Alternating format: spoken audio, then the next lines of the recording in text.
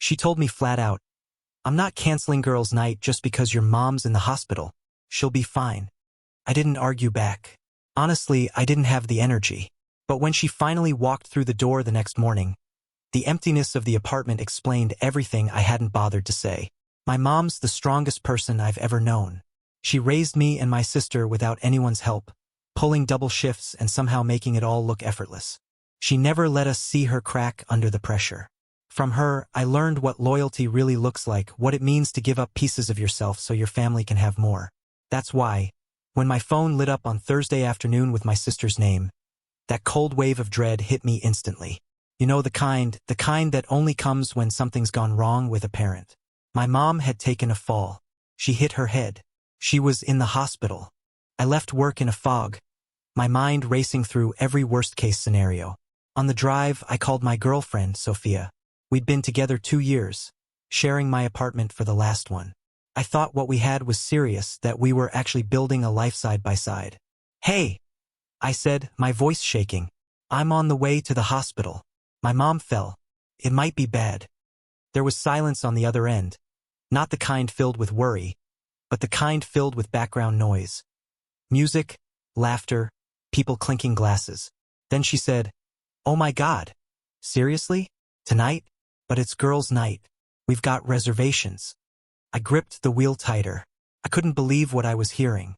"Sophia, did you hear me? My mom's in the hospital." "Yeah, I heard you," she shot back, annoyed more than anything. "But what exactly do you want me to do about it?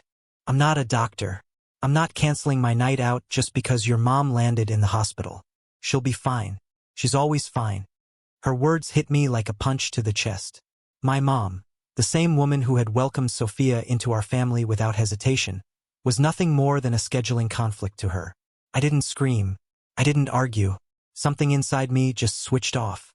The part of me that had been making excuses for her, that kept trying to explain away her selfishness, just went quiet.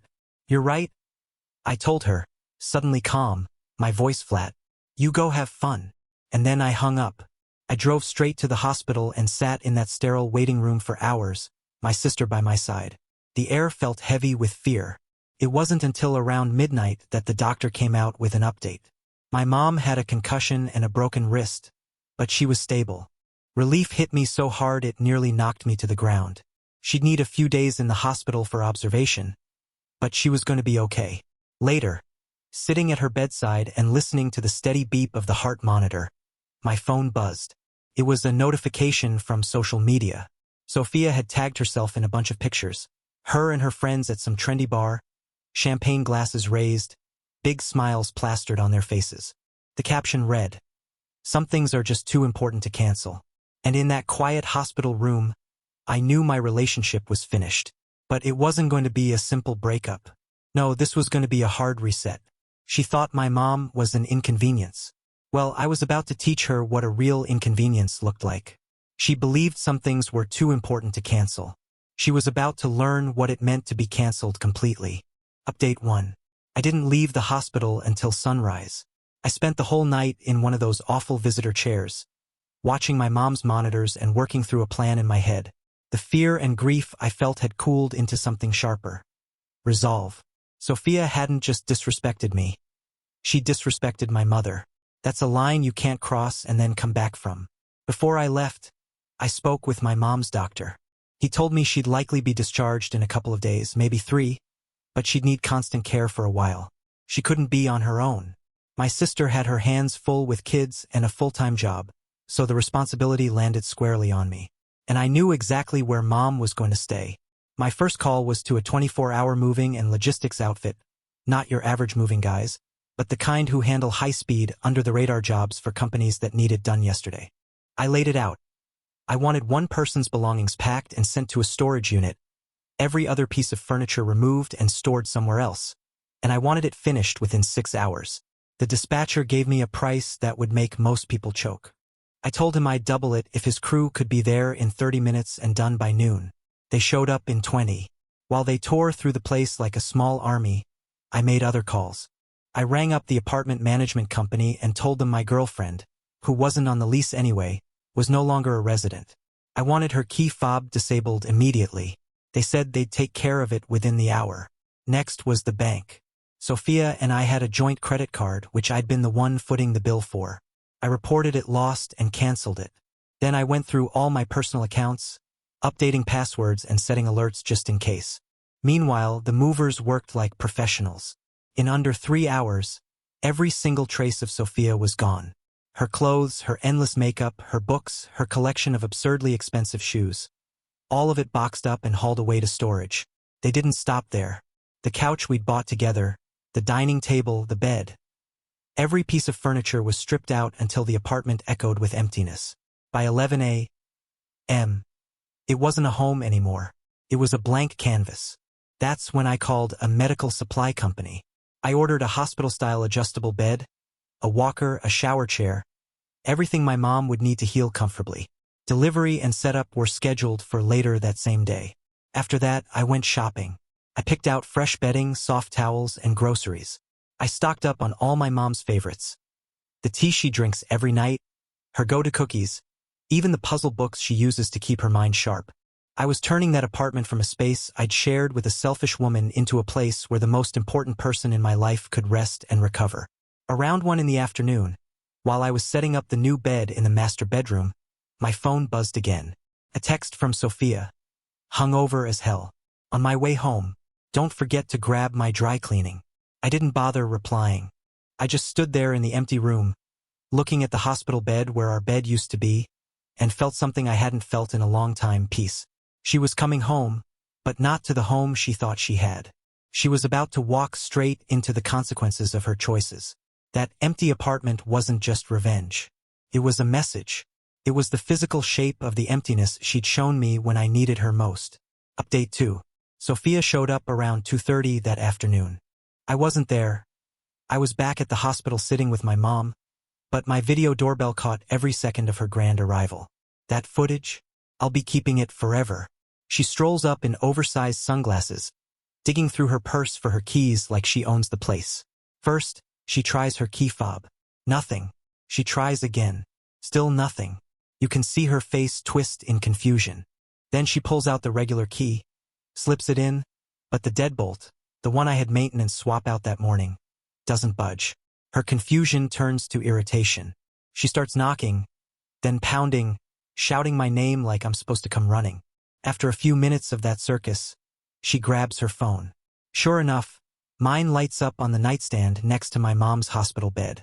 I glance at the screen, hit decline, and go back to watching my mom sleep. The doorbell cam shows her staring at her phone, dumbfounded. She calls again. I decline again. That's when panic starts creeping in. She paces the little welcome mat, hands flying through her hair. Then she calls her friends. The doorbell mic picks up every shrill word. He locked me out. All my stuff is in there. Can you believe him? She rants and raves for close to 20 minutes, throwing a tantrum for the entire neighborhood to hear, until finally she storms off in a huff. A few minutes later, the texts start rolling in. At first, they're pure rage, threats, accusations, insults. Then they shift into confusion. What's going on? Why are you doing this? And eventually, they slide into desperation. Long strings of begging for me to just call her. I didn't answer a single one. That evening, I finally sent her one message. Just an email. The subject line read, "Your new address." The body was short and neat. The address of a storage facility, the unit number, the access code, and a scanned receipt showing the unit was prepaid for 1 month. At the end, I wrote one simple line. All of your belongings have been safely stored. Please retrieve them at your earliest convenience. The following day, the real games began. Since she couldn't reach me directly, she unleashed her friends. Suddenly my name was plastered all over social media in vague, pointed posts. According to them, I was some toxic, controlling ex who had tossed poor Sophia out onto the street with nothing but the clothes on her back. They painted me as a monster, but that's exactly what I was waiting for. See, I had receipts. Literal ones. I'd been documenting everything. Her time-stamped posts from girls' night while my mom was in the hospital. The hungover text about dry cleaning the next morning. Every word she'd said to me. I compiled it all into one tidy, shareable folder. I didn't blast it to the public. That's not my style. Instead, I sent it privately to a handful of people we both knew. The reasonable ones, the folks who'd known me for years and deserved to see the truth. My email was short and plain. I know you're seeing things online right now. I just wanted you to have the full context of the situation. This is why I ended my relationship with Sophia. My mother is recovering, and she is my only priority. It didn't take long.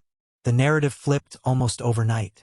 Word spread fast that Sophia was out partying while my mom was in the hospital. Suddenly, the smear campaign collapsed under the weight of reality. Her friends who had jumped to her defense were now the ones being asked uncomfortable questions. Their little stories didn't hold up when the truth came out. 2 days later, I brought my mom home. I settled her into the master bedroom, now outfitted with her hospital bed. The apartment was quiet, calm, and finally peaceful. A place for healing instead of tension. That afternoon, while my mom napped, my phone rang with a number I didn't recognize. I picked up, and it was Sophia's mother. She came in hot, screaming accusations about how heartless and cruel I was. I let her go for a while, just listening. When she finally paused to take a breath, I answered in a steady voice. "Ma'am, your daughter chose to sip champagne with her friends, while my mother was lying in a hospital bed with a brain injury. She told me, word for word, she'll be fine." Then she came home the next morning and asked me to pick up her dry cleaning. I have moved her belongings into a secure storage unit. I gave her the address, the unit number, and the code. I've done nothing illegal, nothing cruel. I have simply removed someone from my life who showed me, in the clearest way possible, that she has no heart. My mother is recovering in my home now, and she is my only concern.